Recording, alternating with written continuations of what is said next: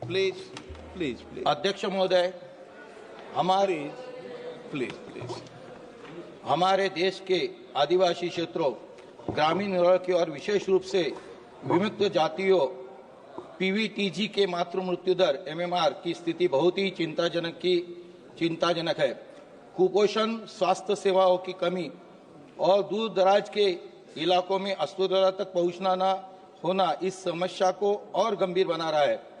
प्रश्न क्या मेरा आपके? सरकार से प्रश्न है, सरकार राष्ट्रीय स्वास्थ्य मिशन यानी एनएचएम की तहत कई योजनाएं चला रही है, लेकिन आदिवासी और ग्रामीण इलाकों में रहने वाली महिलाओं को इसका पूरा लाभ नहीं मिल पा रहा है। इसलिए मैं माननीय मंत्री जी से जानना चाहता हूं कि क्या सरकार ग्रामीण, आदिवासी और विमुक्त जातियों की महिलाओं के लिए विशेष स्वास्थ्य योजना लाने पर विचार कर रही है? क्या सरकार इन क्षेत्रों में मोबाइल हेल्थ क्लिनिक, टेलीमेडिसिन सुविधा और पोषण योजनाओं को बढ़ावा देने के लिए कोई ठोस कदम उठाएगी? धन्यवाद अध्यक्ष महोदय। आपके माध्यम से सबसे पहले तो मैं माननीय सदस्य को और इस सदन को ये सूचित करना चाहती हूँ कि जहाँ तक एमएमआर का विषय है और आईएमआर का विषय है, भारत ने दुनिया के तुलना में बहुत बेहतरीन प्रगति की है। जहां पिछले 30 वर्षों में 1990 से लेकर 2020 के बीच में global rate of decline for MMR 42% रहा है, वहीं भारत के अंदर ये 83% तक पहुंचा है। और इसके साथ ही जो इन्फेंट मोर्टेलिटी रेट है sir, global rate of decline 55% रहा है, लेकिन भारत में इसकी गिरावट की दर 69% रही है। और ये सब संभव हुआ है जो हमने कॉम्प्रिहेंसिव मेजर्स चलाए हैं नेशनल हेल्थ मिशन के तहत, जहां हम राज्य सरकारों को और यूटी एडमिनिस्ट्रेशंस को फाइनेंशियल और टेक्निकल सपोर्ट देते हैं। महिलाओं के और बच्चों के हेल्थ आउटकम्स को इम्प्रूव करना, ये इस पूरे हमारे कार्यक्रम का फोकस रहता है। और इसमें हम जननी सुरक्षा योजना, जननी शिशु सुरक्षा कार्यक्रम, प्रधानमंत्री सुरक्षित मातृत्व अभियान, ऐसे तमाम कार्यक्रम चलाते हैं जिसके माध्यम से हमारी कोशिश रहती है कि हमें बेटर हेल्थ आउटकम्स मिल सके और एमएमआर आईएमआर में डिक्लाइन हो।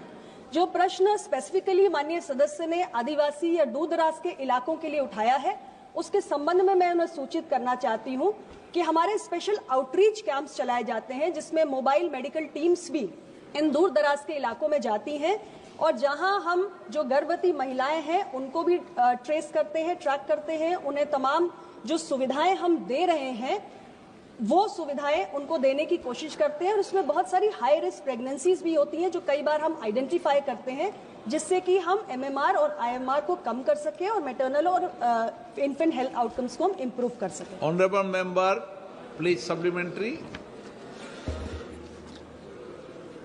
अध्यक्ष महोदय, स्पाइनल मस्कुलर एट्रोफी एक दुर्गम और गंभीर बीमारी है जिसमें नसों और मांसपेशियों का आपसी संपर्क टूट जाता है। ड्यूकेन मस्कुलर डिस्ट्रॉफी यानी डीएमडी जीवन की गुणवत्ता को प्रभावित करने वाली दुर्लभ बीमारियों में से एक है। मांसपेशियों की कमजोरी के कारण बनने वाली इस समस्या के शिकार लोगों के लिए जीवन के सामान्य कामकाज कहीं कठिन हो जाती है। ये दोनों बीमारी न केवल बच्चों के लिए बल्कि उनके माता पिता के लिए जीवन भर का संघर्ष बन जाती है। स्पाइनल मस्कुलर एट्रोफी यानी एसएमए और ड्यूकेन मस्कुलर डिस्ट्रॉफी यानी डीएमडी जैसी बीमारियों में पीड़ित बच्चों के इलाज की समस्या बेहद गंभीर है। ये बीमारियां 5 वर्ष के कम उम्र के बच्चों को प्रभावित करती है, लेकिन इसके उपचार के लिए उपलब्ध जीन थेरेपी और अन्य दवाइयां अत्यंत महंगी है, जिसकी लागत 2 से 3 करोड़ प्रति वर्ष प्रति बच्चा तक पहुंच जाती है। इतनी महंगी दवा के कारण एक सामान्य और गरीब परिवार के बारे में सोच नहीं सकता और उपचार के अभाव में कई बच्चों की मृत्यु हो जाती है। मेरा मंत्री से प्रश्न यह है, क्या सरकार जीन थेरेपी और एसएमए डीएमडी जैसी बीमारियों के लिए सस्ते इलाज उपलब्ध करने हेतु कोई विशेष योजना लाने पर विचार कर रही है और इसके लिए एनएचएम के तहत एक समर्पित रेयर डिसीज ट्रीटमेंट फंड बनाने की कोई योजना है क्या, जिससे जरूरतमंद परिवारों को वित्तीय सहायता मिल सके? माननीय सदस्यगण, मैं पुनः आग्रह कर दूं,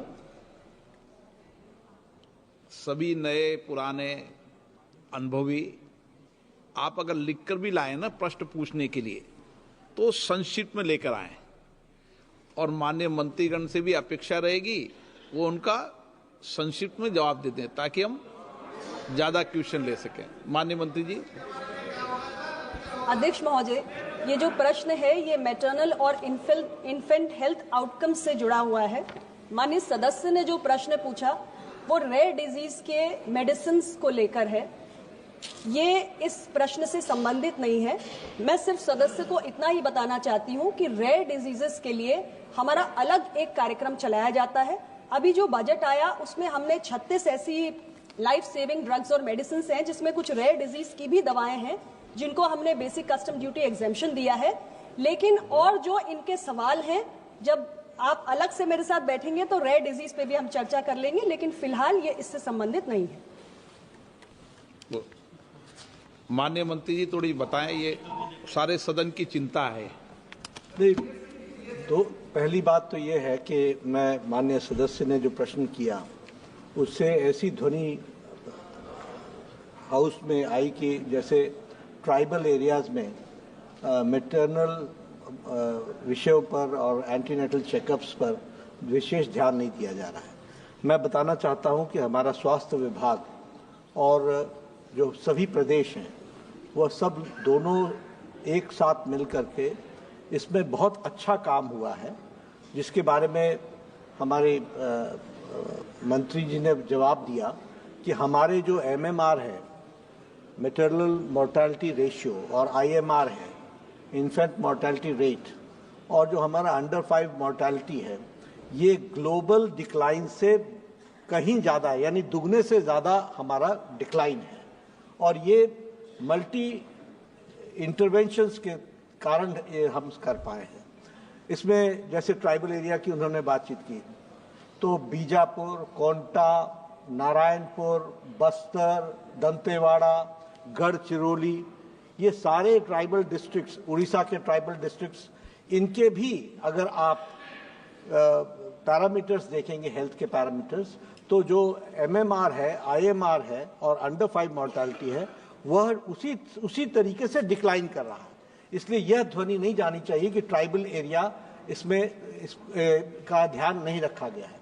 स्वास्थ्य विभाग की ओर से मैं इतना जरूर बताना चाहूंगा कि जब हम बात करते हैं वैक्सीनेशन की, जब हम बात करते हैं इनॉक्यूलेशन की, तो हमारे लद्दाख के इलाके जो दूर इलाके हैं वहां से लेकर के ये गढ़चिरौली से लेकर के बस्तर से लेकर के ये सारे उसके दायरे में आते हैं और हमारे स्वास्थ्य विभाग के कर्मचारी उन सब चीजों के लिए आगे बढ़ करके वहां तक काम को पहुंचाते हैं।